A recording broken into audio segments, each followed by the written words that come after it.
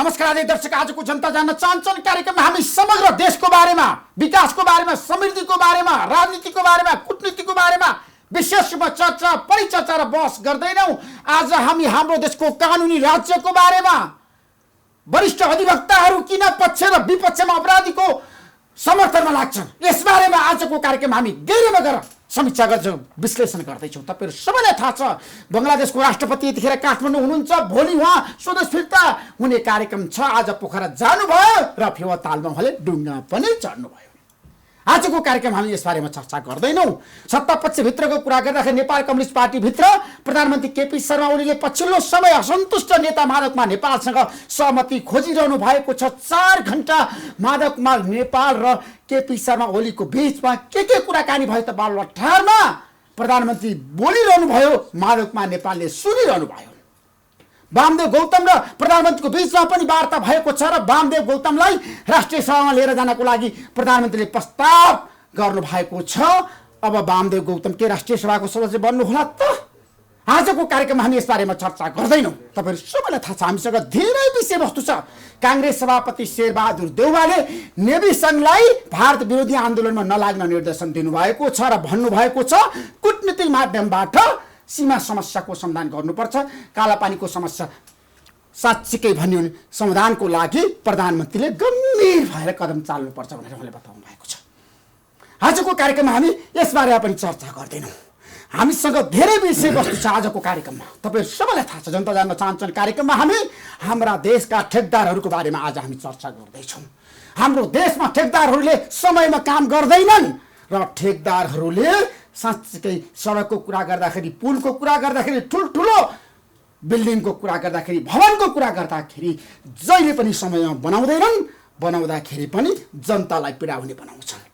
तपाईलाई थाहा छ पछिल्लो समय हाम्रो देशको ठेकदारको फोटो बिजुलीको पोलमा।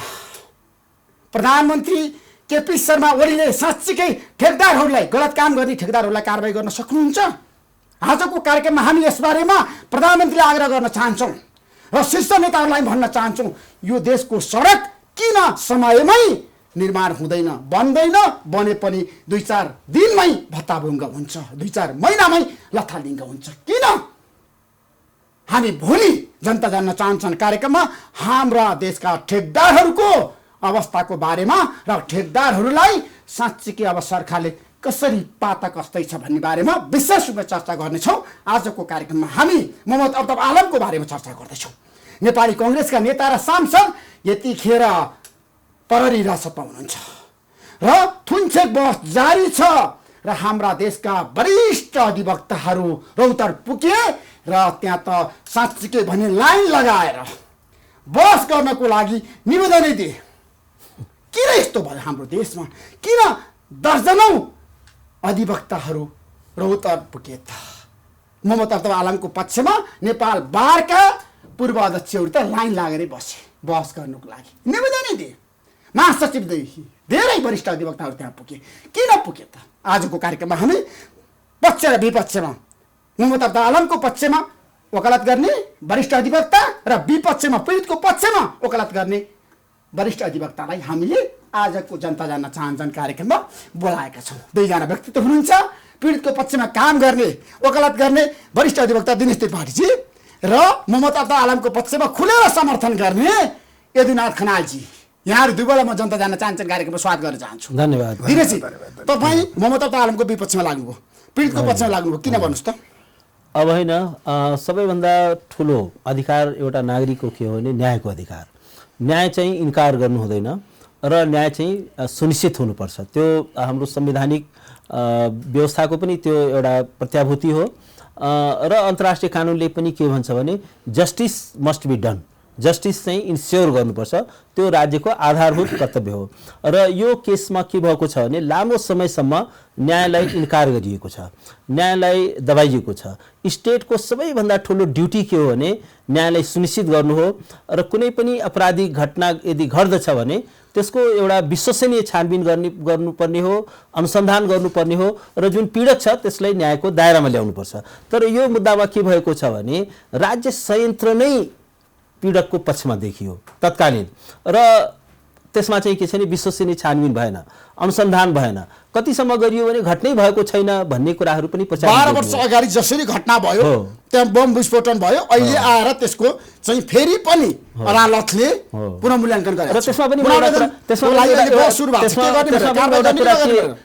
पनि म एउटा कुरा के भन्न चाहन्छु भने जस्तो यो श्रेय, जस्तो यो मुद्दाको फाइल रिओपन भएको छ, यसको श्रेय यो सरकारलाई जाँदैन, सर्वोच्च अदालतले जान्छ।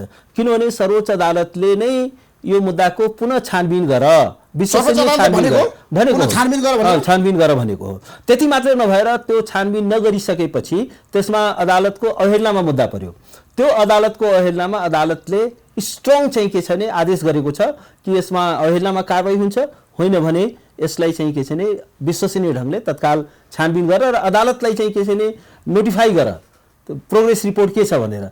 त्यसपछि के छ भने राज्य संयन्त्र बाध्य भयो मुद्दा चलाउनलाई र यसको छानबिन गर्नको लागि। त्यसमा सर्वोच्चको कारणले गर्दाखेरि सरकार बाध्य भयो मुद्दा चलाउनको लागि ममता आलमलाई समातेर यतिखेर के गरिदियो भने तत्काल जुन मुद्दा नचलाउने निर्णय गरिएको थियो त्यो निर्णय गलत थियो, त्यो बदर गरिदियो र बदल गरिसकेपछि के भन्नु भने यसको अनुसन्धान गरेर र त्यसमा सर्टेन कारणहरू गर्दाखेरि तपाईले के पाउनु? तपाईँ त पीडितको पक्षमा हुनुहुन्छ, हैन फाइलहरु पढ्नु भएको छ, हेर्नु भएको छ, ठ्याक्कै भन्नुस् है। अनुसन्धान गर्दाखेरि आधारहरू देखिन्छ, स्ट्रङ चाहिँ प्राइमा फेसी देखिन्छ। के देखिन्छ? 1 2 3 हैन जस्तो भन्नुस् न, त्यहाँ ठुलो संख्यामा विपक्षमा नजिर धेरै आएको छ, पीडितले बयान दिएका छन्। त्यहाँ चाहिँ के छ भने त्यहाँ चस्मदीद गवाहहरू प्रस्तुत गरिएको छ।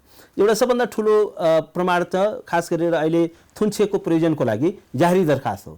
जाहेरी दरखास्त परेको छ, किटानी जाहेरी दरखास्त परेको छ, किटानी जाहेरी दरखास्त परेको छ।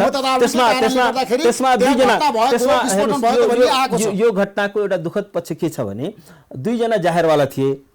एकजना चाहिँ ओसी अख्तरको चाहिँ आमा जो चाहिँ के छ भने न्यायको लडाई लड्दै थिइन्, उनी एउटा जाहेरवाला थिइन्, उनको हत्या भयो, उनी मारिन्। र अर्को जाहेरवाला अहिले पनि जिउँदै छन् र दुईटैमा चाहिँ के छ भने किटानी जाहेरी छ र दुईटैको चाहिँ के छ भने व्यवहारहरू घटनाक्रमको वर्णनहरू सबै मिल्दछ। त्यसपछि के छ भने केही चस्मदीद गवाहहरू आई विटनेसहरू त्यहाँ प्रस्तुत गरिएको छ। इटा भट्टाका मजदुरदेखि लिएर अरू चस्मदीद गवाहहरू प्रस्तुत भएको छ। एउटा चाहिँ के छ भने जुन चाहिँ घटनामा चाहिँ घाइते भएको ऊ चाहिँ के छ भने भारतमा उपचार गराए, भारतीय नागरिक, उसलाई पनि गवाहको रूपमा प्रस्तुत गरिएको छ, आई विटनेस हो। यद्यपि उसलाई होस्टाइल बनाउने पनि कोसिस हो। यो मुद्दाको सबैभन्दा एउटा डरलाग्दो पक्ष के छ भने अहिले चाहिँ साक्षीहरूलाई होस्टाइल बनाउने कामहरू भइरहेको छ। तर एउटा कुरा हामीले के हेक्का राख्नुपर्छ भने अहिले यो थुन्सेको प्रयोजनको लागि उनीहरूलाई अदालतले बोलाएको छैन। उनीहरूको रेकर्ड चाहिँ के छ भने प्रहरीमा अलरेडी रेकर्ड भएको छ। थुन्सेको प्रयोजनको लागि अदालतले त्यसलाई एउटा प्रमाणको रूपमा गर्छ। जब अदालतले उनीहरूलाई बोलाउला अनि चाहिँ के छ भने अदालतमा फेरि उनीहरूको चाहिँ के छ भने स्टेटमेन्ट रेकर्ड गर्ला। त्यसकारण अहिले के छ भने प्राइमा फेसी रूपमा तत्काल प्राप्त जुन प्रमाण छ र विश्वास गर्ने आधार नष्ट गर्नको लागि चाहिँ ममता आलमका पक्षधरहरू लागेका छन् त के कारण? अब यो चाहिँ के छ भने गम्भीर एउटा चिन्ताको विषय हो, गम्भीर खतराको विषय हो र वास्तवमा के छ भने यो केसमा मिसह्यान्डलिङ भएको छ। त्यसरी गर्न पाइँदैन। त्यसरी साक्षीहरूलाई हेर्नुहोस्, अहिले चाहिँ के छ भने साक्षीको एउटा सुरक्षाको प्रश्न चाहिँ एकदमै गम्भीर हो। विटनेस फर साक्षीको संरक्षण सम्बन्धी चाहिँ के छ भने विश्वव्यापी कानुनहरू छ, जहाँ पनि एउटा साक्षीहरूलाई पहिले संरक्षण गर्ने काम हुन्छ। यो केसमा के भएको छ भने साक्षीहरूलाई चाहिँ संरक्षण गर्ने काम भएको छैन। जस्तो भन्नुहोस् न, यो मृतकको एकजना उहाँको चाहिँ पत्नी, उनले चाहिँ के छ भने मेरो श्रीमान चाहिँ विदेश गएको छ भनेर भने, तर वास्तवमा के छ भने उहाँ आफैले चाहिँ के छ भने निवेदन दिएर मृत्यु दर्ता प्रमाणपत्र लिएकी छन्, उनीले दिएर त्यसमा मृत्यु चाहिँ 27 गते नै भनिएको छ र त्यो दरखास्त दिने चाहिँ उहाँ नै हो र अहिले चाहिँ के छ भने मेरो श्रीमान पनि विदेश गएको छ। अब यस्तो कुराहरू चाहिँ के हो भने एकदमै दिनलाई एउटा रात बनाउने काम भएको छ, साक्षीहरूलाई होस्टाइल गर्ने काम भएको छ। यो पनि आफैमा गम्भीर अपराध हो। तपाईले भन्नुभयो अहिलेको अवस्थामा ममता आलमको कुरा गर्दाखेरि सुन्नुस् है, उहाँले कतिसम्म गर्नुभएको रहेछ पीडितहरूलाई देख्नुभयो, तपाईले हेर्नुभयो, दोषी को भन्नुस् तपाईँ यदुनाथ खनालजी? यस्तो छ, 12 वर्ष अगाडिको घटना हो यो, सबैभन्दा बम पड्केको छ, पीडितहरू आज न्यायको पक्षमा छन्। सुन्नुहोस्, मेरो कुरा सुन्नुहोस्। सबैभन्दा पहिला तपाईँले अपराधी भन्नु सुरुमै, अपराधी अहिलेसम्म कोही अपराधी कसुर भएको छैन त्यस्तो शब्द प्रयोग गर्नु हुँदैन। 1 नम्बर, वरिष्ठ वकिलहरू लाइन लाएर दरखास्त दिए, बिल्कुलै गलत। कसरी गलत हुन्छ? पक्षले वकालतनामा सही गरेर दिएपछि जाने हो, निवेदन दिन पर्दैन। प्रोफेसनल इथिकल्ली बुझ्नु पर्यो के, कोही लाइन लाएर दरखास्त दिन जाने होइन। पक्षले वकालतनामा सही गरेर फर्मेटमा हुन्छ, सही गरेर अदालतमा दर्ता हुन्छ होइन ममता आलमले तपाईँलाई भन्नुभयो नि त तपाईँहरू ठिक छ, सबैलाई निवेदन होइन। जानु पर्यो ठिक छ, आइदिनु प्लिज, पर्यो बस प्लिज। गरिदिनु हो त, पर्यो निवेदन हामीलाई गर्नुहोस् न, बचाइदिनु हो, पर्यो अनुरोध। भनेर आलमले तपाईँलाई राख्नुभयो एकैछिन, रौतहट जानुभयो तपाईँहरू गएँ बहस गरेर एकछिन म मेरो कुरा सुन्नुहोस्। सबैभन्दा पहिला हेर्नुहोस्, संविधानले प्रत्याभूत गरेको मौलिक हक सबैले कानुन व्यवस्था राख्न पाउँछ, अपराधी होइन। होइन तपाईँहरूले राख्न बहस गर्न पाउँछ, पाउनुहुन्छ तर पाउँछ, गर्ने पाउँछ। नगर्ने नैतिक प्रश्न पनि त हुन्छ नि होइन ठिक छ, खनालजी आज। सुन्नुहोस् न, प्रोफेसनली हेर्नुहोस् आफ्नो इच्छा हो, गर्दिन भन्न पाइन्छ, होइन हरेक गर्छु भन्न विषयमा पाइन्छ। तपाईँहरू हेर्नुहोस्। बहस गर्नुपर्छ हरेक पक्ष र विपक्षमा तपाईँ लाग्नुपर्छ र होइन बहस गर्न होइन आयो भने हामी बहस गर्छु गर्दिन भन्न पाउँछौँ हामी। तर प्रोफेसनली आलमको पक्षमा तपाईँहरू किन लाग्नु त लाइन लाएर तपाईँहरू किन उत्तर जानु होइन यस्तो छ हेर, आलमको पक्षमा लाग्ने नलाग्ने भन्दा पनि मिसिल र भएका तथ्यहरूलाई हामीले अदालतमा प्रस्तुत गरेको बहस गरेको आलमको पक्षमा वकालतमा राखेर बहस गरे हो। यसले हामीले हेर्नुहोस्, सबैले भनेका छन् ममता आलमले अपराध गरेको हो हो त्यसको लागि त अदालतमा कोर्टमा विचार दिन्छ। अहिले अपराध गरेको मिडियामा आउन मिल्छ? तर आइरहेछ यही त तपाईँ हेर्नु, म भन्दैछु ठिक छ, अदालतबाट अदालत के भयो आउँछु तपाईँको स्टेटमा आउँछु। कसरी लग्यो मसँग भएका मैले बुझेका कसरी त्यो मान्छेलाई मारियो यहाँ कुनै कुनै कुनै उसको यदि कुराहरू छैन। सबैलाई थाहा छ नि। सुन्नुहोस् न, पक्नुहोस्, मेरो कुरा सुन्नुहोस्। सबैभन्दा पहिला हेर्नुहोस्, अफ्ताब आलम अपराधी हुन् कि होइनन् अदालतले दोषी करार गर्न बाँकी छ। अहिले मिडियाबाट दोषी करार गर्न मिल्दैन कसैले पनि, अदालतले फैसला गर्छ। निर्दोष भनिरहनु भएको छ हो त होइन, मिसिल प्रमाणेर भन्छौँ हामी अहिले पनि। के आधार छ म बताउनुहोस् न एउटा। पक्नुहोस् हेर्नुहोस्, त्यसैले आधार के छ भने अहिले हेर्नुहोस्, तपाईँ चाहनुहुन्छ भने आलमलाई अहिले 3टा मुद्दा लगाइएको छ। एउटा विस्फोटक पदार्थ 2018 को दफा 4 को कसुरमा अभियोग लागेको छ। त्यो अभियोग कति समयभित्र लगाउनुपर्छ? अदम्याद हुन्छ कि कति हुँदैन? समयभित्र लगाउनु पर्छ भन्नुहोस् न। मिल्दैन, 6 महिनाभित्र अहिले लगाउनु मिल्दैन मिल्दैन। अहिले लगाउने भनेको सर्वोच्च अदालतले जुन पठायो पुनः अनुसन्धान गर भनेर पुरो अनुसन्धान गरिरहेछ त हो, त्यसमा मात्रै हो। अभियोग एउटा पछि अर्को लगाएको छ, खोजी खोजी मान्छे लिएर आएको छ, मिसिलबाट देखिन्छ। म देखाउँछु तपाईँलाई। त्यसैले एउटा विस्फोट पदार्थ ऐन अन्तर्गत लगाएको छ, अर्को ज्यान मार्ने उद्योग लगाएको छ। ज्यान मार्ने उद्योग भनेको 2टा मुद्दा लगाएको छ। एउटा होइन त्यहाँ त ज्यान त गएकै हो नि 12 वर्ष अगाडि मान्छे हो त। त्यसमा विवाद छैन, गएको हो कि पछि ठहर्छ, त्यो त गएको हो कि पछि ठहरला। अहिले हामीले फैसला गर्नु छोडिदेऊ हो नि त, मारिएको हो नि। सुन, रुल अफ लका कुरा छोडिदेऊ, अहिले फैसला गरिदिउँ त। आइरहेछ मिल्दैन हेर्नु सबैलाई। सही कुरा जनतालाई बताउनु पर्छ। सही कुरा बताउँछु म। तपाईँ न्यायको पक्षमा हुनुपर्छ। न्यायको पक्षमा हो, न्यायको पक्षमा तपाईँले न्याय दिनुपर्छ। सुन्नुहोस्, होइन पीडितको पक्षमा नि हुन सकिन्छ। न्याय भनेको पीडितले पनि न्याय प्राप्त गर्छ, अभियुक्तले न्याय प्राप्त गर्नुपर्छ, दुवै हुन सक्छन्। त्यसैले जो पीडितको पर्छ त्यसैको पछि लाग्नुपर्छ भन्ने पनि होइन। त्यसो भए हामी सुन्नुहोस्, आलमले चाहिँ न्याय पाउनुपर्छ भने तपाईँ वकालत गरिरहनु भएको छ आज। हामी मिसिल र प्रमाण हेरेर, मिसिल र प्रमाण हामी बाहिर जाँदैनौँ। हाम्रो प्रोफेसनल इथिक्स पनि हो। हामी मिसिल र प्रमाणभन्दा बाहिर गएर गरेको होइन भन्दैनौँ। हामी मिसिल देखाएर यस्तो देखिन्छ मिसिलमा, नेपाल सरकारले प्रस्तुत गरेको मिसिलमा अथवा अभियोग पत्रमा प्रमाणमा यस्तो देखिन्छ भन्ने हामीले। त्यसको लागि हामीले सबै देशबाज दिनुपर्छ भन्ने होइन, हामी मिसिल र प्रमाण हेर्छौँ। तर तपाईँहरू त भनिरहनु भएको छ ममता आलमलाई अन्याय भयो, न्याय चाहियो, उहाँले केही गर्नु भएको छैन, मान्छे मार्नु भएको छैन, बम पड्काउनु भएको छैन। अब हेर्नुहोस् मिसिलबाट, अब हेर्नुहोस् सबैभन्दा पहिला हेर्नुहोस्, अफ्ताब आलमलाई लागेको 3टा अभियोग। फेरि सुन्नु पर्यो के। एउटा के हो भने हेर्नुहोस्, घाइतेहरूलाई जिउँदै जलाएर कर्तव्य गरी मारे लासहरू पनि नष्ट गर्यो भन्ने एउटा छ। कहाँ हाल्यो? भट्टामा हाल्यो। भट्टामा लगेर राखिदियो, मारिदियो, फालिदियो। अब पक्नुहोस् न, त्यसको लागि त मिसिल प्रमाण के बोल्छ? मिसिल प्रमाणले के बोल्छ भन्नुहोस्? पक्नुहोस्, मिसिल सरकारले प्रमाणले के बोल्छ भने ती व्यक्तिहरूलाई जुन भट्टामा हालियो राजा इटा उद्योग भनेको छ, त्यहाँ हालियो भनेको छ। त्यो राजा इटा उद्योगको खरानी झिकेर ल्याइयो, खरानी झिकेर जाँच्न पठाइयो तत्कालीन अवस्थामै।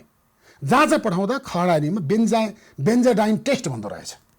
त्यो खरानीमा रगतको मात्रा रहेनछ। यदि त्यो खरानीमा रगत भएको भए त्यो खरानीको रङ त्यो बेन्जाडाइन टेस्ट गर्दा यदि खरानी रगतको खरानी रहेछ भने त्यसमा त्यो निलो हुँदो रहेछ। निलो भएन भन्ने छ। ल हेर्नुहोस्, अब यहाँ त जाँच्नै पाइएन, दाँतले जाँचिएन छैन, बाहिर ल्याइराखिएको छ। तपाईँ हेर्नुहुन्छ यहाँ छ तपाईँ हेर्नुहुन्छ होइन यसबारेमा हेर्नुहोस्, हामीले यहाँ छ नि जसरी बहस गरिरहेका छौँ यदुनाथजी हेर्नुहोस्। तपाईँले आज जसरी छ नि आलमको पक्षमा गलत गरिरहँदाखेरि जनमत तपाईँहरूको विपक्षमा छ। ठिक छ हेर्नुहोस्, धेरैले भनेका आलमले छन् पनि आज सुन्नुहोस् तपाईँहरू न, जस्तो वरिष्ठ एकछिन। अधिवक्ताहरूले यसमा कुनै सुन्नुहोस् न, एउटा कुरो के कानुन हो भने राज्यको पक्षमा अब लाग्ने सुन्नुहोस्, कि एउटा कानुन राज्यको पक्षमै जो मान्छेलाई प्रोसेस पक्षमा छ लाग्ने क्या? सुन्नुहोस् न, तपाईँ यो सबैले मिडियादेखि सबैले आलम अपराधी हो भन्ने अदालत चाहिँदैन अदालत।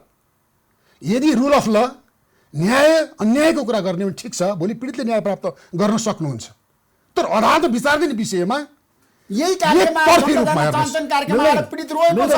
मिल्दैन अदालतमा पीडितले भनेको छ। सुन्नुहोस् पीडितले के भनेको छ त्यो कुराहरू बयान ठाउँमा दिएको छ। भोलि फैसला होला नि त। आलमले हामीलाई त्यतिखेर फैसला होला नि त भोलि ऋषिजी, फैसला ठहरला नि त।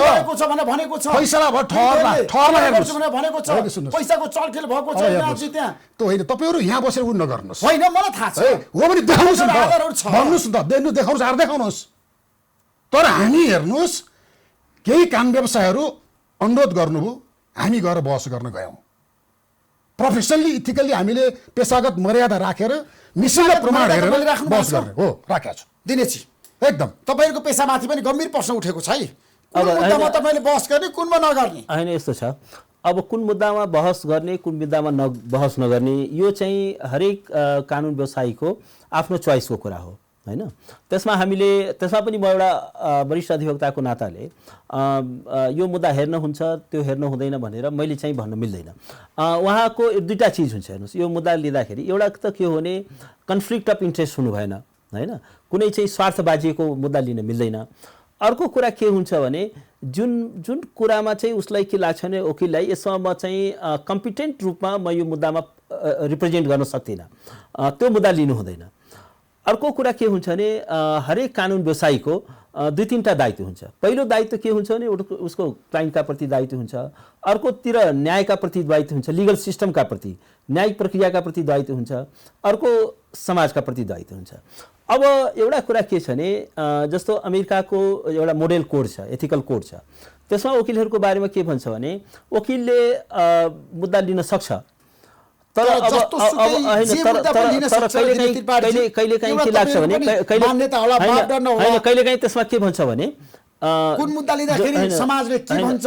त्यसमा पनि एउटा के छ, समाज त विभाजित छ हाम्रो देशमा दिनेशजी। यसमा म एउटा कुरा के भन्छु, जनता विभाजित छ।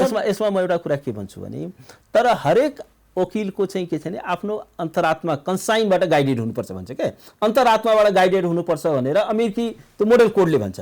अब के छ भने एउटा वरिष्ठ अधिवक्ताको नाताले अब कसको अन्तरात्माले के भन्छ आलमजीले बोलाउनु भएको थियो होला नि त।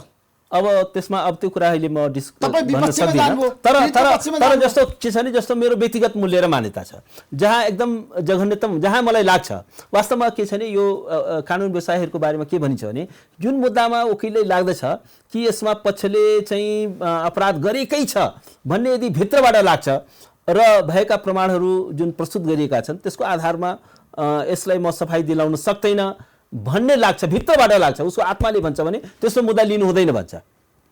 र एउटा कुरा के हुन्छ भने र त्यसकारण के छ भने एउटा वकिलले कानुन व्यवसायीले आलमकै पक्षमा हामी कुरा गरौँ न। आज तपाईँले जसरी विपक्षमा बहस गरिरहनु भएको छ, पीडितको पक्षमा तपाईँ लागिरहनु भएको छ, साँच्चै पीडितले न्याय पाउँछ त्यो आधार दिनुहोस् न आज नेपाली जनतालाई। होइन न्याय त पाउनै पर्छ, न्याय चाहिँ हुनै पर्छ। कसरी पाउनुपर्छ जस्तो के कारणले भन्नुहोस् है? त्यहाँ होइन त्यहाँ के आलम कसरी दोषी हो? त्यहाँ के छ भने जस्तो अदालतले उसलाई कसरी दण्डित गर्ने? त्यहाँ यथेष्ट प्रमाणहरू छन् र जस्तो केही एक, दुई, तीन प्रमाणहरूलाई प्रमाण त्यहाँ के म छ? तपाईँले भनौँ मिटाउने काम पनि भएको छ। धेरै प्रमाणहरू जस्तो अहिले पनि अदालतमा मुद्दा प्रस्तुत भइसक्यो, अभियुक्त चाहिँ के छ भने हिरासतमा छ र हिरासतमा हुँदै पनि आज चाहिँ के छ भने साक्षीहरूलाई धम्काएर आखिर त्यहाँ त एकजना साक्षीको त पछि आयो नि त्यो गौरीशङ्कर रामको, उसले भनेको छ कि मलाई त अपहरण गरियो र मलाई जबरजस्ती कागजमा साइन गर्न लगाइयो, उसको त स्टेटमेन्ट आयो नि। हो वकिलले चाहिँ के चाहिँ गर्नु हुँदैन भने म एउटा भन्छु कहिले पनि वकिलले आफ्नो क्लाइन्टलाई गलत बयान देऊ भनेर झुटा बयान देऊ भनेर त्यो चाहिँ भन्नु हुँदैन। एक अर्को कुरा वकिलले के गर्नु हुँदैन भने साक्षीहरूलाई झुटो बयान देऊ भनेर सिकाउनु हुँदैन। तेस्रो कुरा के छ भने त्यसलाई होस्टाइल हुनलाई प्रेरित गर्नु हुँदैन कि तिमीले भनेको कुरा र प्रमाण मेटाउने कुरामा त्यसमा सहभागी हुँदैन। जस्तो यो केसमा गौरीशङ्कर रामको केसमा एउटा के हो भने हरेक वकिलले आफ्नो क्लाइन्टको कानुन बमोजिम कानुनको सीमाभित्र रहेर प्रतिरक्षा गर्न सक्छ। तर यहाँ के छ नि, जस्तो केही कुराहरू आयो नि, जस्तो गौरीशङ्कर रामको आखिर कसले एडभाइस गर्यो? यदि कुनै अधिवक्ताले कुनै कानुन व्यवसायीले यो होस्टाइल गर्नलाई यदि एडभाइस गरेको छ र यदि चाहिँ के छ नि त्यो कागजपत्र निर्माणको प्रक्रियामा जान्दै पनि ऊ सहभागी भएको छ भने त्यसलाई त डिसिप्लिनरी एक्सन हुन्छ। हेर्नुहोस्, डिसिप्लिनरी एक्सन हुन्छ, त्यो चाहिँ गर्न पाइँदैन। प्रतिरक्षा गर्न पाइन्छ, भएका विषयमा भएका कानुन र हेर्नुहोस् को चाहिँ व्याख्या गर्न पाइन्छ। तर के छ भने जस्तो भन्नुहोस्, यदि जस्तो अमेरिकामा धेरै वकिलहरूको किन लाइसेन्स जान्छ भन्दाखेरि उनीहरूले क्लाइन्टलाई गएर के भन्छ, होइन तिमी यो बयान त्यसमा इन्कार गर भन्छन्, सिकाउन पाइँदैन। तर अर्को कुरा, साक्षीहरूलाई चाहिँ साक्षीहरूलाई चाहिँ विटनेस कोचिङ भन्छ, साक्षीहरूलाई चाहिँ झुटा बयान दिनलाई सिकाउन पाइँदैन। यस्तो कुराहरू त्यो चाहिँ गर्न पाइँदैन। त्यसकारण के छ भने अब यस्ता कुराहरू छन्। र एउटै कुरा म के भन्छु भने एउटा वकालतको प्रोफेसन कस्तो प्रोफेसन हो भने यो खालि रोजीरोटीको मात्रै कुरा होइन। यो चाहिँ के हो भने एउटा समाजका प्रति पनि एउटा उत्तरदायी छ। समाजमा चाहिँ जस्टिस होस् भन्ने कुरामा पनि एउटा वकिलको चाहिँ सार्थक सरोकार हुन्छ। वकिल भनेको एउटा रोजीरोटीको लागि मात्रै गर्ने प्रोफेसन होइन, यो एउटा सामाजिक अभियन्ता भन्छ, सोसल इन्जिनियर भन्छ। र यसले चाहिँ के छ भने समाजमा चाहिँ नागरिकको अधिकार, स्वतन्त्रता र न्याय सुनिश्चित होस् त्यसको पैरोकार हो नि। त्यसका लागि पनि चाहिँ वकिलहरूको चाहिँ दायित्व। यो मुद्दामा तपाईहरूले आफूलाई छ नि आलमको पक्षमा होइन पीडितको पक्षमा जानु पर्थ्यो भने हको तर्क आयो। तपाईँ के भन्नुहुन्छ? यस्तो छ, ठिक छ, त्यसमा पीडितको पक्षबाट पनि भएका मिसिलहरू हेरेर यो त प्रतीक्षा गरिदिनुहोस् अथवा बस गरेर गइन्छ, जान सकिन्छ। हेर्नुहोस्, मैले अहिले भनिहालेँ नि, हामीले पेसागत मर्यादा, पेसागत धर्म भन्न पाइँदैन। हामीले मिसिल प्रमाण मिसिलमा रहेका ठिक छ, यो कुरो भनेको कोर्टमा विवादित छ अथवा कोर्टमा विचाराधीन अवस्थामा छ, कोर्टले फैसला गर्ने हो, निर्णय गर्ने हो, यो कुरो समाजले बुझ्नुपर्छ। कोर्टले निर्णय गरेको हामी सबैले मान्दछौँ। तर मिसिलमा नेपाल सरकारले स्वयं अभियोग पत्र लगाएर पेश गरेको प्रमाणहरूमा त्यो किसिमको अवस्था के छ अथवा अभियुक्तले त्यो अपराध गरेको देखिन्छ कि देखिँदैन भन्ने कुराको सन्दर्भ अभिव्यक्त गर्न पाइन्छ। हेर्नुहोस्, त्यसैले अभियुक्तले अपराध गरेको देखिन्छ देखिँदैन यसमा बताउनुस् तपाईँ। हामीले अहिले तत्काल हेर्नुहोस्, त्यो कुरो पहिला म निर्णय गर्ने फैसला गर्ने अधिकारी म होइन, पहिला कुरो हुन्छ हुँदैन भन्ने कुरो होइन। मैले मिसिल प्रमाण मैले आफ्नो किसिमबाट मैले आफ्नो कोर्टमा भएका अवस्थाहरू जुन पेश भएको छ वादी पक्षबाट नेपाल सरकारको तर्फबाट ती कुराहरू मैले बहसको क्रम राखिसकेका छु। त्यसैले त्यो निर्णय गर्ने म अधिकारी होइन। किन धम्क्याउनु भयो त? किन बयान परिवर्तन गर्न लगाउनु भयो? यस्ता मनोगत कुराहरू, मनोगत कुराहरू कसैले गर्यो त्यसलाई भन्नुहोस्, हामीबाट हुँदैन, गर्दैनौँ। यही त कुरो छ। हेर्नुहोस्, कसले गर्यो, तपाईहरु जस्तो व्यक्तिले होइन, गलत, यही गलत किसिमको राखिदिनु भयो, दुराशयपूर्ण भावना राखेर नगरिदिनुहोस्। कसले ल्याउनु छ कारवाही गर्नु त्यसलाई हो। कोही वकिल आलमका मान्छेहरूले गएर त्यहाँ धम्की दिएका गरिदिन्छौँ, बयान परिवर्तन गर्नुहोस् न, यो होइन साक्षीलाई। अब सुन्नुहोस्, तपाईँ दुईटा छ नि। हेर्नुहोस्, यो ज्यान मार्ने उद्योग मुद्दाको त्यो शङ्कर भनिने गौरीशङ्कर रामचमार भारतीय नागरिक भनेको ऊ आफ्नो सुला पुलिसले खोजेर लिएर आएर राखेको छ। मेरो पेटमा घाउ लाग्यो भने बयान दिन्छ, पत्रिकामा छातीमा स्टोप पढेको देखाएको छ। हेर्नुहोस्, भोलि अदालतले हेर्छ, ठिक छ, दोषी रहेछ, दोषी करार हुनुपर्छ, यसमा अरू कुनै विवादै होइन। दोषीले उन्मुक्ति पाउनु हुँदैन, यसमा विवाद छैन। दोषी हो भने दोषी करार हुनुपर्छ, त्यो ठहर हुनुपर्छ। तर हामीले यो त जघन्य अपराध हो नि। सुन्नु, अपराध त सबै जसरी त्यहाँ काम भयो, बम पड्काइयो, जनतालाई दुःख दियो, त्यो कुरो पुष्टि हुनु लगेर मान्छे हो, त्यो पुष्टि हुनु पर्यो, पुष्टि भएर प्रमाणित हुनु पर्यो, ठहर हुनु पर्यो के। हामी आफैले पहिले नै अदालत विचार्दैन केसलाई, हामीले फैसला गरिदिने, हामीले ठहर गरिदिने। तपाईहरु जहिले पनि छ नि पीडितहरूको पक्षमा उभिनुस् न, जहिले पनि नेताहरूको पक्षमा, मन्त्रीहरूको पक्षमा, बिल्कुलै होइन, शीर्ष व्यक्तिहरूको पक्षमा। सुन्नुस् न, बिल्कुलै होइन, नेताहरूको पक्षमा नि होइन, पीडितको पक्षमा जानुस्, अदालत गर्नुस्। होइन, सुन्नुस्, पीडितको पक्ष भन्दै प्रत्येक मुद्दामा जारालोको पक्ष उभिनु हुँदैन। हाम्रो देशमा ठेकदारहरूको कुरा गर्दा प्रचण्डको घरबेटीको अवस्था ठिक छ, त्यो कुरो आफ्नो ठाउँमा छ, त्यो कुरो पोलिटिक्ससँग नजोडिदिनुहोस् हामीलाई।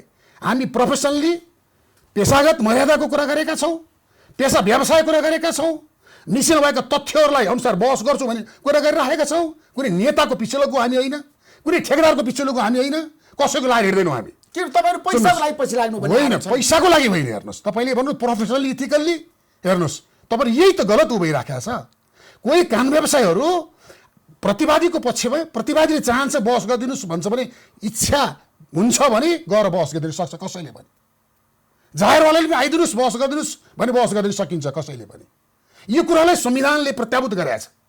पीडितको पक्षमा नि कानुन व्यवसाय राख्न सक्छ, प्रतिवादीले आफ्नो कानुन व्यवसाय राख्न सक्छ। कानुन व्यवसायहरू लाग्नु भएन। यदुजी मेरो आग्रह छ होइन, ठिक छ, तपाईँको आग्रह होला। आलमजीले तर संविधान जति पनि पैसा दिन सक्नुहुन्छ आलमजीले तपाईँहरूलाई। हामी कुनै पैसा लिएर कुनै उ गरेर होइन, न्यूनतम हाम्रो फी लियौँ, फी लिएर बहस गर्न गयौँ। तपाईँले धेरै पैसा लिनु भएको छ अरे तपाईँको टिमले। हो, तपाईँको त्यो तपाईँको मनोगत बाहिर आएको समाचार। त्यही त बाहिर, यही त मनगणन्ती कुराहरू गर्ने, हो दिने चालफानी कुराहरू गर्ने। मैले रोकी हामीलाई यदुनाथजीलाई। अब होइन, अब कति फेलियो के लियो त्यो कुरामा अब म केही भन्न चाहन्न। खालि म एउटा कुरा के भन्छु भने, अब एउटा कुरा मुद्दाको कुन मुद्दा लिने नलिने, कस्तो नलिने, त्यसको हरेक वकिलको आफ्नो चोइस हुन्छ। जस्तो मेरो एउटा धारणा छ, म के छ भने यदि जघन्य अपराध भएको छ, महिलाहरू, बालबालिकाहरू र एकदमै चाहिँ के छ भने कमजोर मान्छेहरूमाथि क्रूरता गरिएको छ भने म चाहिँ त्यस्तो मुद्दा लिन्न होइन। लागु औषधको मुद्दा छ भने म जनरली त्यस्तो मुद्दाहरू लिन्न। त्यसमा मेरा आफ्ना केही मान्यताहरू छन्, तर सबै कानुन व्यवसायले त्यही गर्नुपर्छ चाहिँ म भन्दिनँ। अब कति फी लियो के लियो भन्ने कुरा चाहिँ अब त्यो कुरा पनि अहिले भन्न सकिँदैन। डकैतीको पक्षमा, गुण्डाको पक्षमा, बलात्कारीको पक्षमा, अपराधीको पक्षमा चाहिँ नउभिनुहोस् मेरो आग्रह होइन। ठिक छ, त्यसमा एउटा के हो भने अब त्यो हरेक वकिलको आफ्नो एउटा चोइस हुन्छ। तर एउटा कुरा के हुन्छ भने हरेक अभियुक्तलाई एउटा उसको राइट्स पनि छ कस्तो आफ्नो वकिल राख्ने, त्यस कारण त्यसलाई नै हामीले नखेदौँ। तर एउटा कुरा चाहिँ म अवश्य भन्छु, यो बडो कम्प्लिकेटेड इस्यु छ। तर जुन वकिलले आफूलाई एकदम म ह्युमन राइटको म च्याम्पियन पनि हुँ, म ठुलो डेमोक्रेसीको म च्याम्पियन पनि हुँ, अनि त्यो वकिल जहिले पनि खालि एउटा चाहिँ जघन्य अपराधहरूमा पनि जहिले पनि पीडककै पक्षमा उभिन्छ भने समाजले चाहिँ क्वेसन उठाउन पाउँछ, सोसाइटीमा चाहिँ डिबेट हुन्छ। र किनभने दुईटै कुरा त फाइदा लिन पाइएन। म चाहिँ एकदम समाजको अगुवा पनि हुँ, म चाहिँ एकदम ह्युमन राइटको च्याम्पियन हुँ, म चाहिँ रुल अफ लको म च्याम्पियन हुँ, र तर जहिले पनि तपाईँ चाहिँ खालि के छ भने एउटा हेनियस क्राइमको जो पीडक हुन्छ त्यसको मात्रै पक्षमा उभिनुहुन्छ भने लयर, एज अ लयर मैले क्वेसन उठाउन मिल्दैन, कोर्टले पनि क्वेसन उठाउन मिल्दैन। त्यो क्वाइट लिगल हो, संविधानले दिएको अधिकार हो। तर समाजले चाहिँ प्रश्न उठाउन सक्छ है। जस्तो अहिले भएको के हो भने अहिले भएको के हो भने जस्तो म एउटा भन्छु जस्तो ऋषुजी म के भन्छु भने अहिले जुन यो डिबेट भइरहेको छ नि यो सामाजिक संवाद हो। समाजलाई चाहिँ प्रश्न उठाउने अधिकार हो के। समाजले चाहिँ हरेक वकिलहरूबाट एउटा न एउटा चाहिँ के छ भने एक्सपेक्टेसन हुन्छ नि, यो वकिलले यस्तो गरिदिए हुन्थ्यो, यो वकिलले यस्तो ह्युमन राइटको इस्युजहरू, रुल अफ लको इस्युजहरू यसरी च्याम्पियन गरिदियो भन्ने हुन्छ। त्यस कारण के छ भने society has every right to raise a question. तर एउटा कुरा के छ भने तर त्यो कुरा चाहिँ नैतिक प्रश्न हो, त्यो कुरा चाहिँ लिगल इस्यु होइन है। कानुनले त फेरि अधिकार दिएको छ, रिप्रेजेन्ट गर्न सक्छ। र वास्तवमा के छ भने कानुन व्यवसायीले रिप्रेजेन्ट मात्रै गर्ने हो, उसले आफ्नो कुरो भन्ने होइन, आफ्नो ओपिनियन भन्ने होइन। त्यसले के छ भने अब अहिले चाहिँ यो प्रश्नहरू उठिरहेको छ, गम्भीर रूपमा प्रश्नहरू उठिरहेको छ। यसले कहीँ न कहीँ हाम्रो लिगल प्रोफेसनलाई एउटा जवाबदेही पनि बनाउँछ, एउटा सामाजिक उत्तरदायित्वसँग पनि जोड्छ। तर यदुनाथजीले भन्नुभयो कुनै पनि धम्की दिएको छैन, दबाब दिएको छैन, बयान परिवर्तन होइन। तर एउटा कुरा धमलाजी, म एउटा कुरा के भन्छु भने यदि चाहिँ के छ भने कहीँ कतैबाट त्यो छानबिनले देखाउला, एउटा कानुन बमोजिम तरिकाले चाहिँ लयरले रिप्रेजेन्ट गर्न सक्छ आफ्नो पक्षलाई, तर गैर कानुनी तरिकाले कुनै प्रमाणहरू सिर्जना गर्ने, कुनै प्रमाणहरू चाहिँ दबाउने त्यो प्रक्रियामा चाहिँ कुनै लयर चाहिँ इन्भल्भमेन्ट देखियो भने त्यो त लाइसेन्सै जान्छ। हेर्नुहोस्, त्यो चाहिँ गर्न पाइँदैन, त्यो चाहिँ violation of code of that's a violation of ethical code. उहाँले त भन्नुभयो अपराधीहरूलाई संरक्षण गर्ने, त्यो उहाँले भनेको कुरा ठिक हो, त्यसमा मेरो विवादै छैन। कसै कानुन व्यवसायीले आफ्नो आचार संहिताभन्दा बाहिर गएर उहाँले भनेको जुन काम गर्छ भने त्यो पनि कारबाहीको भागी हुनुपर्छ। हेर्नुहोस्, तर त्यसो भन्दैमा बाहिर जुन किसिमबाट एउटा आइराखेको छ ऊ त अपराधी नै ठोकिहाल्नु, जेलै हालिनुपर्छ भन्ने कुरा पनि कानुनी शासनको विरुद्धमा छ, रुल अफ ल होइन त। कानुन व्यवसायीले पनि हेर्नुहोस् कुनै पनि मुद्दाको पक्षमा गएर बहस गर्न पाउनुपर्छ। हाम्रो आचार संहिताले कुनै डक्टरले यो बिरामी म जाँच्छु भन्न पाउँदैन, आस्थाको आधारमा यो जाँच्छु भन्न पाउँदैन। पत्रकारले पनि हेऱ्यो न्युज लेख्छु भन्न पाउँदैन। इथिकल्ली मोरल्ली त्यो धोका हुन्छ। त्यसैले कोही कानुन व्यवसायीलाई कसैले म अनुरोध गर्छ मेरो पक्षबाट बहस गरिदिनुहोस् भने मिसिल प्रमाण हेरेर मिसिल प्रमाण मिसिल प्रमाण हेर्दाखेरि ठ्याक्कै भन्नुहोस् न, तपाईँ आज जुन मुद्दामा हुनुहुन्छ आलमको पक्षमा उभिनु भएको छ, त्यहाँका जनताहरू आज रोइ पनि रहेछन्, कराइ पनि रहेछन्। यहाँ आएर पनि मलाई भनेका छन् पीडितहरूले ऋषि धमलाजी तपाईँले न्यायको लागि पहल गरिदिनुहोस् भनेर। ठिक छ, गरिदिनुहोस्, मैले मानि त्यही हो। तर तपाईँ न्यायको लागि नै हो। मलाई कुरोको चुरोमा लिएर जानुहोस्। ठिक छ, भन्नुहोस्। आज थुनचेक बहस जारी छ, हो जारी छ, भोलिसम्म सकिएला। हो आलमजी जेल जानुहुन्छ कि छुट्नुहुन्छ, यो तीनवटा मुद्दाको आधार भन्नुहोस् तपाईँलाई। होइन सुन्नुहोस्, यो कुरो ठ्याक्कै भन्नुहोस् तपाईँ। होइन मैले बहस गरेको कुराहरू लाएर मैले जहाँ जेल जान्छ छुट्छ मैले यहाँ भन्नु मिल्दैन मिडियामा आएर। मैले बहस गर्दा निर्दोष निर्दोष थुनामा राख्ने भने निर्दोष भन्ने कुराको पछि ठहर हुने हो के। अहिले भनेको त पूर्वपक्षको लागि थुनामा राखेर मुद्दाको फैसला बाँकी नै छ। तपाईँले किन पूर्वपक्षमा राख्न पर्दैन भनेर बहस गर्नुभयो? हो, त्यसको लागि तत्काल प्राप्त प्रमाणबाट ऊ कसुरदार देखिँदैन, त्यसको लागि उसलाई अहिले थुनामा राख्नु पर्दैन। भोलि ठहर छ, प्रमाण बुझ्दै जाँदा ठहर चाहिँ फैसला हुन्छ अदालतबाट, तर अहिले थुनामा राख्नु पर्दैन भन्ने हो। दिनेशजी थुनामा राख्न पर्दैन। अब होइन यस्तो छ, अब अहिले यो केस चाहिँ सबजुडिस छ। एउटा कानुन व्यवसायीको नाताले मैले आफ्नो जुन दृष्टिकोण हो, आफ्नो जुन बहस सुन्नु न, कोर्टमा त मैले तत्काल प्राप्त प्रमाणले थुनामा राख्नुपर्ने पर्याप्त आधारहरू छन्, प्रचुर आधारहरू छन्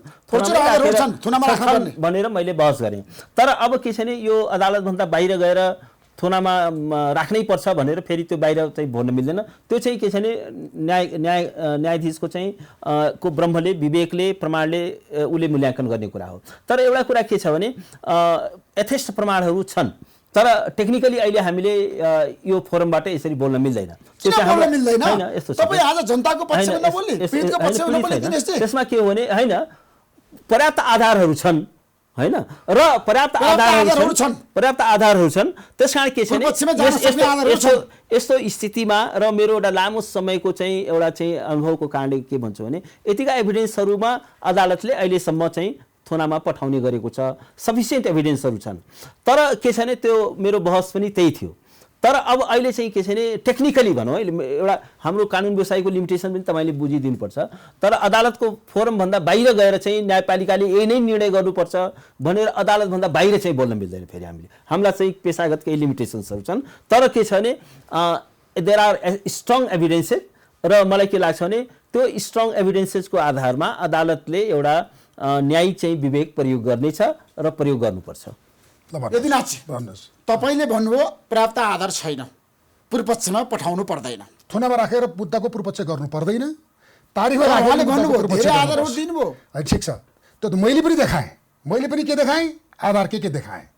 एउटा जुन भट्टामा हालेर जलायो भन्ने छ, त्यो भट्टाको तत्कालीन अवस्थामा खरानी टेस्ट गरेर पठाइयो। खरानी मान्छेको रगत छ कि छैन, खरानीमा रगतको मात्रा भएको खरानी हो कि होइन भन्दा त्यो बेलामै खरानीमा त्यो खरानी रगतको छैन भनेर आएको छ। बेन्जिडाइन टेस्ट भनेको छ 116मा, 65 साल 116को छ यहाँ, त्यसमा छैन भनेर आएको छ। हेर्नुहोस्, तत्कालीन इटा भट्टावालाहरू मेरो भट्टा अपडेट छ, म बसिराखेको छु, कोही मान्छे दबाब दिएको छ नि। यसमा एक लाइनमा भन्छु है, एक लाइन सुन्नुहोस् न, यो एउटा कुरा है, अब यो भेरिफिकेसन होला है, तर मार्केटमा एउटा बजारमा एउटा हल्ला के आएको छ भने त्यसको चाहिँ एउटा क्रेडिबल विश्वसनीय अनुसन्धान हुनुपर्छ।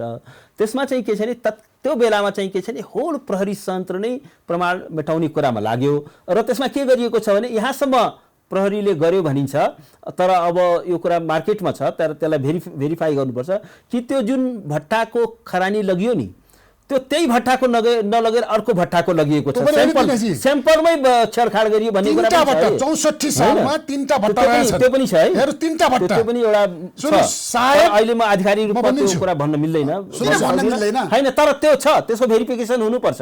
यदि अर्को कुनै भट्टाको, र अर्को कुरा के हुन्छ भने यो हजार त्यो एकदमै उच्च तापक्रम हुन्छ, उच्च तापक्रम हुँदाखेरि चाहिँ के छ भने त्यो यति छिटो चाहिँ के छ भने त्यो समाप्त हुन्छ कि त्यसलाई चाहिँ के छ भने भेरिफिकेसन, र त्यसमा चाहिँ एउटा हामीसँग जस्तो त्यहाँ त्यो प्रयोगशालाले भनेको छ कि हामीसँग यो यसको चाहिँ हामीसँग त्यो प्रविधि छैन, हामी यसको चाहिँ प्रविधि छैन भनेर भन्नु छ तपाईँ।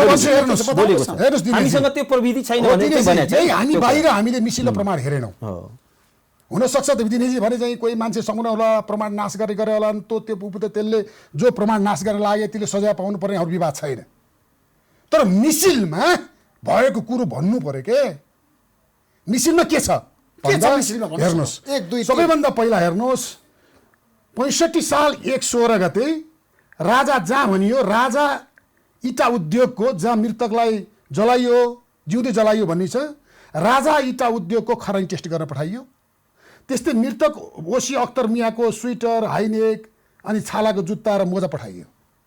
त्यो जाँच भएर आयो 16 मा राजाको। पछि फेरि राजा इटा उद्योगको, पछि फेरि होइन त्यहाँ त अर्कै आयो भन्ने आएपछि फेरि के गर्यो भने तत्काल त्यो एरियामा कतिवटा इटाभट्टा छन्, ती इटाभट्टाको सबै खरानीले पठायो। भन्दा कहाँको आयो भने राहुल इटा उद्योग, साहेब इटा उद्योग, राजा इटा उद्योग, 3टा मात्र 64 सालमा 3टै खरानी पठायो। भने एउटा के छ भने नि खरानी एउटाको अर्को तिनटै लस एउटा यस्तो छ तिनटै लस यसमा एउटा अहिले तिनटैको खरानी जाँचिरहेको छ। किन भन्न सक्दैनौँ भने घटना चाहिँ चैत्र 27 गते भएको छ। अब चाहिँ के छ भने वैशाख 16 र त्यसपछि पनि स्याम्पलहरू कलेक्ट गरेको भन्ने कुरा आएको छ। अब यो कुरा चाहिँ भोलि यो विषयको विशेषज्ञ होइन, यो विशेषज्ञको म त्यसपछि के छ भने अब यति धेरै दिनपछि त्यहाँ स्याम्पल कलेक्ट गर्दाखेरि त्यहाँ अब यति धेरै दिनपछि हैन, त्यति धेरै दिनपछि स्याम्पल कलेक्ट गर्दाखेरि त्यो साँच्चीकै त्यसमा आउँछ कि आउँदैन त्यो कुरा चाहिँ एक्सपर्टले बताउला। त्यो पनि सम्भावना छ कि त्यो आउँदैन। तर एउटा कुरा जुन उहाँले भन्नुभयो नि, र अर्को कुरा के छ जुन स्याम्पल तपाईँले जुन स्वेटर मोजाहरूको कुरा छ नि, त्यो स्वेटर र मोजाहरू त ठ्याक्कै उनको आमाले चिनेकी छैन, मेरै छोराले लगाएको। अब यही गलत हो फेरि हेर्नुस्, उनको आमाले चिनेकी छन्, उनको आमाले के पनि भनेकी छन् भने चिनेकी छन् स्वेटर उनको आमाले त्यहाँ बुझ्न जाँदाखेरि अब हेर्नुस् कहाँबाट बरामद भएको त। सर्वोच्च अदालतले फैसलामा पनि के भन्यो भने यो स्वेटर त्यसपछि हाइनेक भने स्वेटर, जुत्ता र मोजा घटनास्थल बरामद भएको हो, मिस्टेक अफ फ्याक्ट भन्यो होइन। होइन घटनाबाट होइन, उसले चाहिँ के छ भने त्यहाँ उनी खोज्न जाँदाखेरि तिम्रो छोरा चाहिँ मरिसक्यो तर उसको स्वेटरहरू जुत्ताहरू चाहिँ फलानाको घरमा छ, फलानासँग छ, गएर लिनु भनेर भनेको छ, त्यहाँबाट चाहिँ भएको छ। र त्यसपछि यही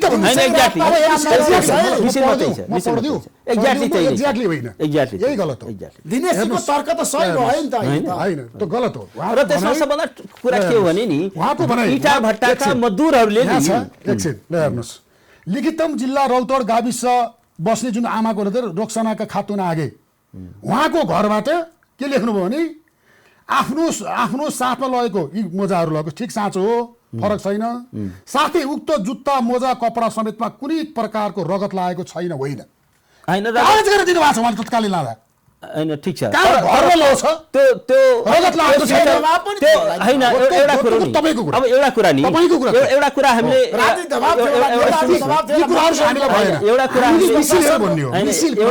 ऋषिजी एउटा कुरा त्यो एउटा अरु दबावको कुरा पोलिटिकल कुरा उहाँको छोरा कहाँ गयो त जसको चाहिँ जुत्ता मोजा स्वेटर त्यहाँ चाहिँ अर्काको त्यो उनले भनेको घरबाट चाहिँ प्राप्त हुने, तर छोरा चाहिँ कहाँ गयो त?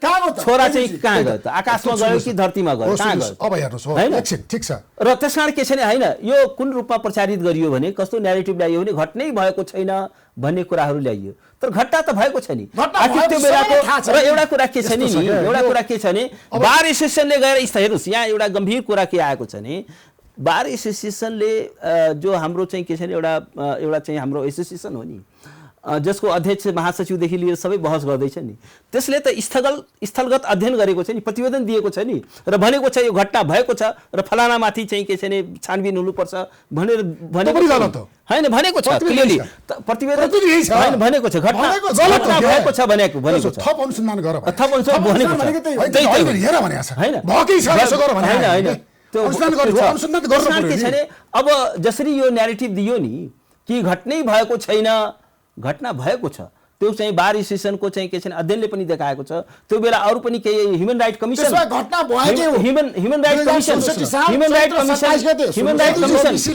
ह्युमन राइट कमिसनले त्यहाँ स्थलगत अध्ययन गरेको हामी बोल्ने देखाएको छ। म कुनै अनुमान हैन काल्पनिक अनुमान तर्क गर्दिन।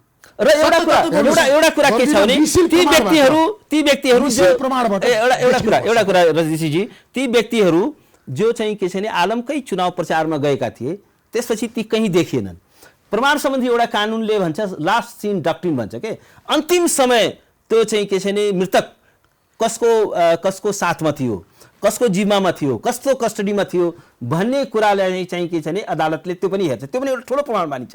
अन्तिम समय चाहिँ के छ भने ऊ चाहिँ यी मृतकहरू आलमको प्रचारमा थिए, आलमसँग देखेका थिए र ती मारिएपछि आलमकै घरमा खोज्दै हिँडे र त्यसपछि उनलाई बताइयो कि तिम्रो छोरा त मरिसक्यो तर तिम्रो चाहिँ के छ भने छोराको चाहिँ सामानहरू जुत्ताहरू चाहिँ त्यहाँ छ भनेपछि यो कुरा। त्यसमा इँटा भट्टामा काम गर्ने जुन मजदुरहरू छन् नि त्यो मजदुरहरूको तिनीहरू आई विटनेस छन्, तिनीहरूले बोलेका छन्, उनीहरूले आफ्नो चाहिँ स्टेटमेन्ट दिएका छन्। र एउटा कुरा म अझै पनि के भन्छु भने अझै पनि भट्टामा काम गर्नेले सबैले 20 जनाले बोलेका छन् होइन छैन भनेर। अच्छा एउटा अहिले पछि लिएर आयो 2 जना। अर्को कुरा म के भन्छु भने हेरौँ के प्रमाणको छानबिन गरौँ, हेरौँ यसमा अदालतले गर्दैछ, हामीले यसलाई सुन्नु न, अदालतले सबजुडिस भइसकेका छ, प्रमाणहरू आफ्ना प्रमाणहरू पेश गरेका छन्, दुई पक्ष कानुनले बहस गर्नु भएको छ, हामीले यसलाई यसरी ल्यायौँ नि त्यो त अपराधी ठोकिसके भइसक्यो होइन। एउटा अर्को पनि वकिल दुई तीनटा कुराहरू छन् जसप्रति म एउटा ध्यान आकर्षण गर्न चाहन्छु। पहिलो कुरा म के भन्न चाहन्छु भने यो राजनीतिको अपराधीकरण र अपराधको राजनीतिकरणसँग सम्बन्धित छ। यो ट्रायल प्रोसेस विश्वसनीय ढङ्गले निष्पक्ष ढङ्गले अगाडि नबढ्न सक्छ किनभने आलिम भनेको एउटा सङ्गठित राजनीतिक दलको चाहिँ उनी कार्यकर्ता हुन्, नेता हुन्, त्यसको सांसद हुन्। त्यसकारण नेपाली कांग्रेस एउटा लोकतान्त्रिक पार्टी हो र यसको देशव्यापी यसले एउटा लोकतन्त्रको लागि लडेको लामो इतिहास छ। इमिडिएट यो न्यायिक प्रक्रियालाई सहयोग गर्नको लागि एउटा फेयर ट्रायल होस् भन्नका लागि नेपाली कांग्रेसले तत्काल आलमलाई पार्टीबाट निलम्बित गरेर के भन्नुपर्छ भने जबसम्म उनको निर्दोषिता प्रमाणित हुँदैन अदालतबाट तबसम्म उनको सदस्यता निलम्बित रहनेछ भन्नुपर्छ। त्यो चाहिँ गर्नु जरुरी छ, फेयर ट्रायलको लागि पनि गर्नु जरुरी छ र नेपाली कांग्रेसले आफ्नो विश्वसनीयता जोगाउनको लागि पनि त्यो गर्नु जरुरी छ। र अर्को कुरा म के भन्न चाहन्छु भने अर्को कुरा म के भन्न चाहन्छु त्यो बेलाको हेर्नुस् प्रहरीले स्कटिङ गरेर चाहिँ के छ भने भट्टामा लगेको भनेर प्रत्यक्षदर्शीहरूको बयान छ, आई विटनेसहरू छन्। त्यो बेलाको प्रहरीहरूलाई किन चाहिँ मुद्दा लगाइयो हैन, किन मुद्दा चलाइएन? हैन मुद्दा त चलाइनु पर्यो नि, मुद्दा त उनीहरूलाई पछि प्रमाण भनेको त हैन होला नि, उनीहरूलाई खै त हैन त्यति भनेपछि भन्ने छन् भने को परे त हैन। तपाई पनि धेरै मुद्दामा बहस गर्नुभएको छ, कुनै एउटा पनि साक्षीले त्यो कुरा भन्छ भने तिनीहरूलाई चाहिँ के छ भने अनुसन्धानको दायरामा ल्याइन्छ र मुद्दा चलाउनको लागि त्यो एउटा सफिसिएन्ट हामीले उ नगरौँ के अदालतमा छ के दिनेशजीको तर्क आयो पछि ठहर्छ कि ठहर्दैन गर्नुपर्छ पार्टीबाट हो त्यो त गर्नुपर्छ, इमिडिएट गर्नुपर्छ। म पोलिटिकल भाषा बोल्दिनँ, म कुनै पोलिटिकल पार्टीको नेतालाई को पक्षमा यसै लाग्नु भएको छ होइन होइन मैले मुद्दाको फाइल भन्दा बाहिर जान्न। म तपाईले आज एउटा फेयर ट्रायलको लागि त्यो आवश्यक छ। त्यस तपाईले भन्नुभयो त्यसको लागि मैले आएर आफ्ना भएका थिए मैले लिएर आएको छु, म भन्न सक्छु। मिसिलबाट बोल्ने हो, हामीले तथ्यबाट हेर्ने हो। तथ्य र मिसिलबाट बोल्दाखेरि तपाईँ भनिरहनु भएको छ अहिलेको अवस्थामा आलम दोषी होइन। आलमलाई अहिले तत्काल प्राप्त प्रमाणबाट एकपटक हेर्नुहोस्, नेपाल सरकारले सम्पूर्ण प्रमाण हेरेर मुद्दा नचलिने गरे हो, मुद्दा नचलिने गरे गलत हो नि। हो त त्यो गलत हो भने गलत हो भने त मान्छेलाई राजनीतिमा संरक्षण गर्ने जहिले पनि होइन। कुनै छानबिन गर भनिसकेपछि त त्यो निर्णय चाहिँ गलत हो, गलत हो नि, त्यो कानुनी रूपमा गलत हो, त्यो गलत नै हो। तर त्यो त्यसभन्दा अगाडिको कुनै पनि त्यसमा चाहिँ रिभ्यू पिटिसनमा पनि गएको थियो, त्यसको पुनरावलोकनमा अदालतले त्यसलाई पनि विवादै छैन क्या सुनेशजी। हैन त्यो मैले त विवादै गर्न खोजेको होइन, मैले हाम्रो कुरा कहाँनिर के हो भने होइन पीडितको लागि आज हामी लडौँ है, सबै मिलेर लडौँ। ठिक छ सुन्नुस् न, पीडितको लागि लडौँ, सुन्नु पीडितको लागि लड्ने विवादै छैन के, त्यसो भन्दैमा आज रोइरहेको अभियुक्तलाई न्याय दिनुस् तपाईँ होइन, पीडितहरू छ नि मर्यो नि होइन, अभियुक्तको पक्षमा कोही कानुनले बहस नगर्नु भन्ने होइन, मुद्दाहरू धेरै हुन सक्छ। हत्या भयो अहिले हेर्नुस् आलमजी एउटा तर उनीहरूका परिवार बिचल्ने आलमजीको मिडियामा व्यापक रूपमा आयो, त्यो कारणले बाहिरमा गयो होला। तर यस्ता पीडित रोएर भन्ने कति छन् कति यहाँ हेर्नु भएको छ कुनै सबै पीडित प्रतिवादी तर हामी पीडितको पक्षमा विरोध गर्छौँ जहिले पनि दिनेश। एउटा कुरा के छ भने ठ्याक्कै एउटा नागरिक समाज मिडिया सबै पीडितको पक्षमा हुन्छ र राज्य पनि पीडितको पक्षमा हुनुपर्छ।